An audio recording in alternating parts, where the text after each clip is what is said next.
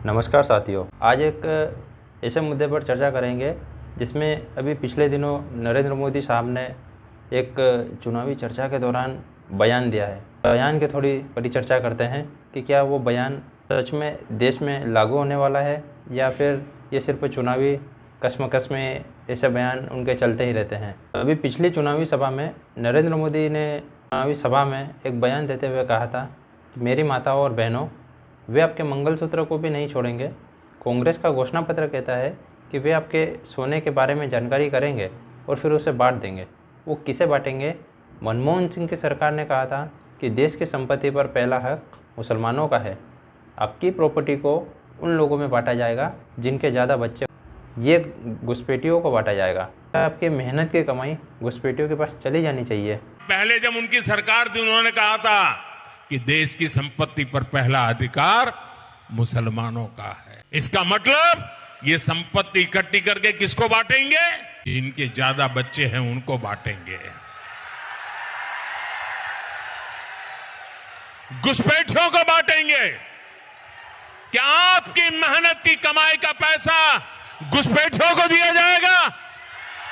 आपको मंजूर है ये कांग्रेस का मैनिफेस्टो कह रहा है कि वो माताओं बहनों का सोने का हिसाब करेंगे, उसकी जड़ती करेंगे, जानकारी लेंगे और फिर उस संपत्ति को बांट देंगे और उनको बांटेंगे जिनको मनमोहन सिंह जी की सरकार ने कहा था कि संपत्ति पर पहला अधिकार मुसलमानों का है। तो आज इस बयान पर विस्तृत चर्चा करते हैं कि आखिर क्या इस बयान मतलब निकाला जा सकता है या फिर देश के प्रधानमंत्री को ऐसा बयान देते समय कुछ तो मर्यादा रखनी चाहिए। पीएम मोदी ने राजस्थान के बांसवाड़ा की एक रैली में बीते रविवार को यह बात कही थी।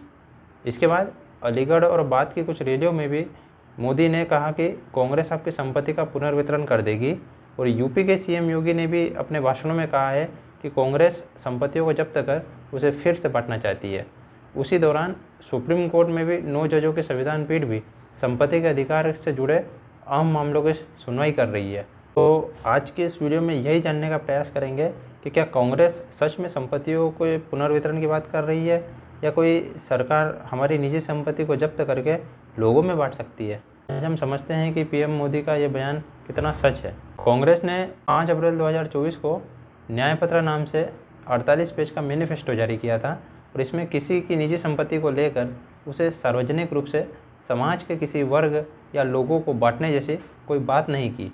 हालांकि इसमें यह कहा गया है कि अगर कांग्रेस सत्ता में आती है तो वह नीतियों में जरूरी बदलाव के जरिए पैसे और आय की बढ़ती असमानता को एड्रेस करेगी।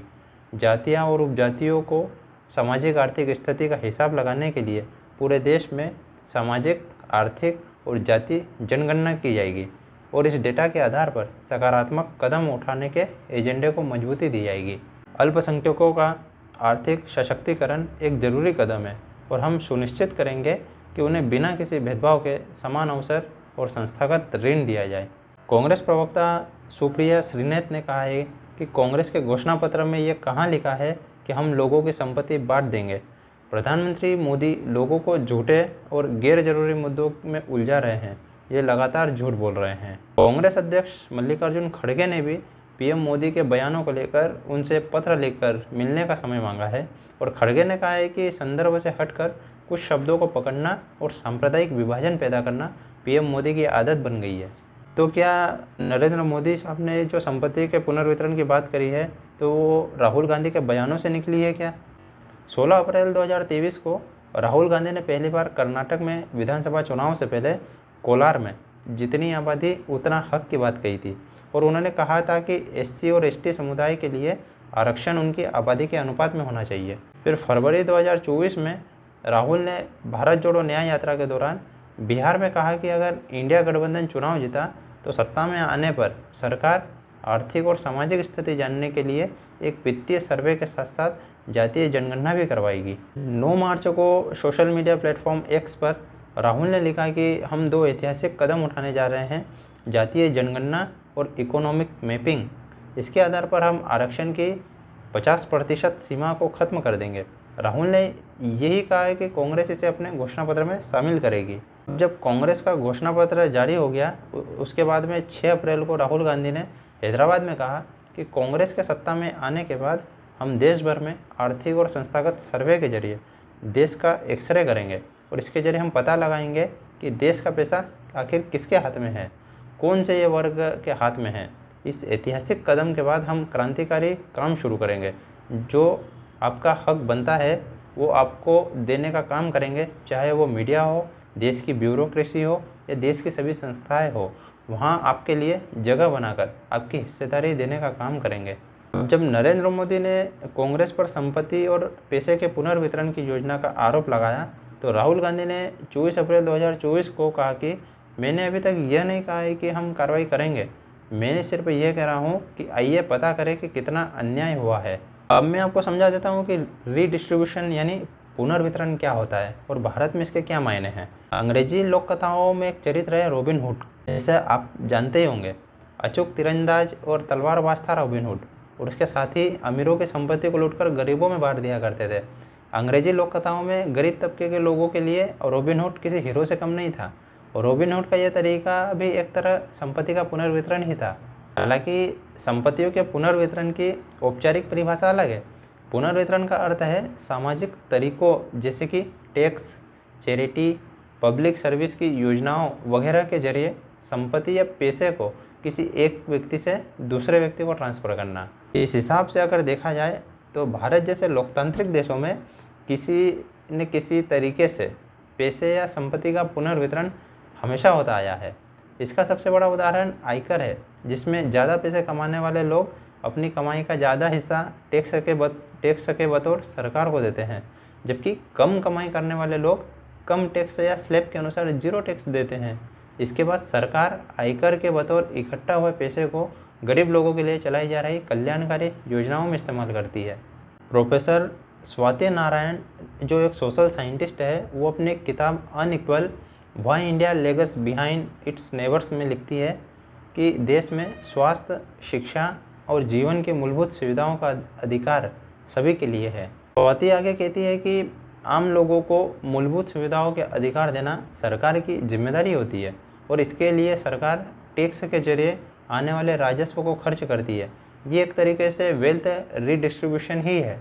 इसके अलावा भी और कई तरीके हैं जिनके जरिए भारत में पैसे का पुनर्वितरण किया जा सकता है।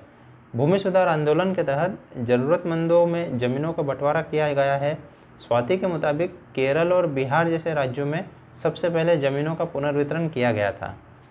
इसके अलावा कई सरकारी योजनाओं के जरिए सरकारें गरीबों के उत्थान के लिए देश का राजस्व खर्च करती रही है।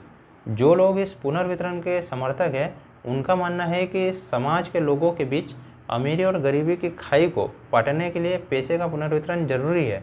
अब पैसे और संपत्ति को लेकर भारत का संविधान क्या कहता है, ये मैं आपको बता देता हूँ। भारत के संविधान में वेल्थ रीडिस्ट्रीब्यूशन यानी संपत्ति के पुनर्वितरण पर स्पष्ट रूप से कुछ भी नहीं कहा गया है। संविधान का आर्टिकल 39B में सिर्फ इतना लिखा है कि समुदाय के भौतिक संसाधनों का स्वामित्व और उन पर नियंत्रण इस तरह वितरित किया जाता है और आम हित यानी आम लोगों की भलाई के लिए सर्वोत्तम है। और इसके अलावा उसमें ये भी लिखा है कि स्टेट यानी राज्य अपनी नीति को इस तरह निर्देशित करेगा कि आर्थिक व्यवस्था के संचालन से पैसे और उत्पादन के साधनों का आम लोगों के नुकसान के लिए संकेंद्रण न हो, यानी पैसा और उत्पादन इस तरह एक जगह इकट्ठा न हो कि आम लोगों को नुकसान हो। जब संविधान में आर्टिकल 39 जोड़ा जा रहा था तो इस पर जमकर बहस हुई और संविधान सभा के सदस्य अर्थशास्त्री केटी शाह चाहते थे कि संविधान उद्योगों में किसी एक व्यक्ति या लोगों का एकाधिकार स्थापित न होने से रोक दे। उनके समर्थन में सिब्बन लाल सक्सेना भी चाहते थे कि संविधान में यह साफ तौर पर लिखा जाए कि स्टेट कुछ खास उद्योगों को नियंत्रित करेगा। हालांकि नजीरुद्दीन अहमद जैसे भी कुछ लोग थे जो नहीं चाहते थे कि संविधान में कोई विवादित राजनीतिक या आर्थिक विचारधारा का समर्थन किया जाए। अब जानते हैं कि सुप्रीम कोर्ट में संपत्ति पुनर्वितरण को लेकर क्या मामला आ गया है। सुप्रीम कोर्ट में साल 1976 के महाराष्ट्र आवास और क्षेत्र विकास प्राधिकरण यानी MHADA कानून से जुड़े एक पुराने मामले पर चीफ जस्टिस DY चंद्रचूड़ की अगुवाई वाली 9 जजों की संवैधानिक बेंच सुनवाई कर रही है। MHADA कानून में 1986 में एक संशोधन हुआ था जिसके तहत सरकार को किसी व्यक्ति की निजी संपत्ति अधिग्रहित करने का अधिकार मिल गया। और इस संशोधन में यह भी कहा गया कि कानून आर्टिकल 39B को लागू करने के लिए बनाया गया है।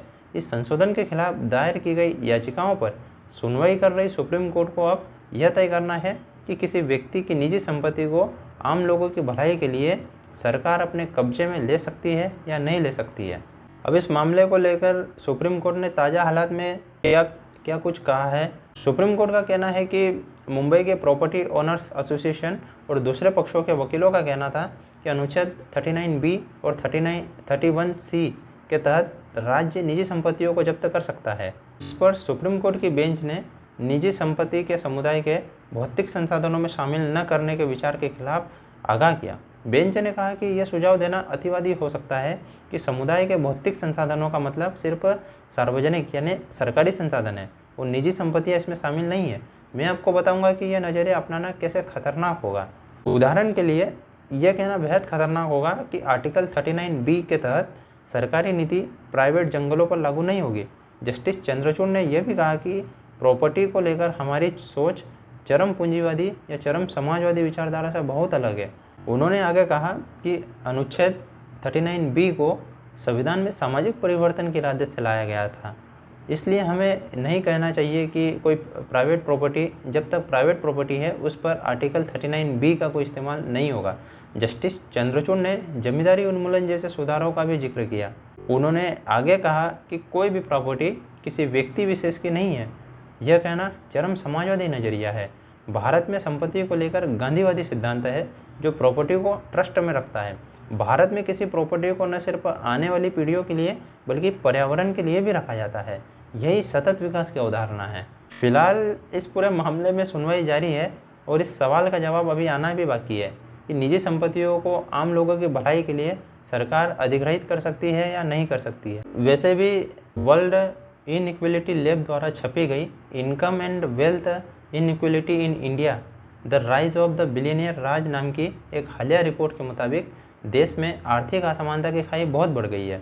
रिपोर्ट के मुताबिक सन 1990 के दशक की शुरुआत में असमानता बढ़ी, लेकिन साल 2014 टू 15 से 2022 टू 23 के बीच पैसे के केंद्रीकरण के संदर्भ में शीर्ष स्तर की असमानता में वृद्धि स्पष्ट हुई है। रिपोर्ट कहती है कि देश की 40% संपत्ति देश की महज 1% सबसे अमीर आबादी के पास है। वर्ल्ड इनइक्वलिटी डेटाबेस के आंकड़ों के मुताबिक भारत दुनिया के सबसे ज़्यादा असमान आय वाले देशों में से एक है और इस मामले में भारत पेरू, यमन जैसे कुछ एक छोटे देशों से ही बेहतर स्थिति में है। स्वाति नारायण आगे कहती है कि बीते 10 सालों में भले ही देश की जीडीपी बढ़ी हो, लेकिन ये जॉबलेस ग्रोथ है। इस दौरान आर्थिक असमानता सबसे ज़्यादा बढ़ी है। स्वाति कहती है कि देश में आने वाले वक्त में संपत्तियों के पुनर्वितरण की कोई योजना लाए जाने की कोई संभावना भी नहीं दिखती है। कांग्रेस ने भी अपने घोषणा पत्र में ऐसा कुछ भी नहीं कहा है। स्वाति के मुताबिक देश में आर्थिक असमानता दूर करने के प्रयास होने चाहिए और देश की जीडीपी में कृषि का योगदान करीब 20% है, जबकि देश की 46% आबादी कृषि से ही जुड़ी हुई है। इसका अर्थ है कि आबादी या तो किसानों की है या फिर मजदूरों की। कृषि का जीडीपी में योगदान बढ़ाने के लिए किसानों के लिए MSP यानी मिनिमम सपोर्ट प्राइस का कानून लागू करने और एग्रो प्रोसेसिंग को बढ़ावा देने की ज़रूरत है और इसी तरह के प्रयासों से देश में आर्थिक या आय की असमानता कम हो सकती है।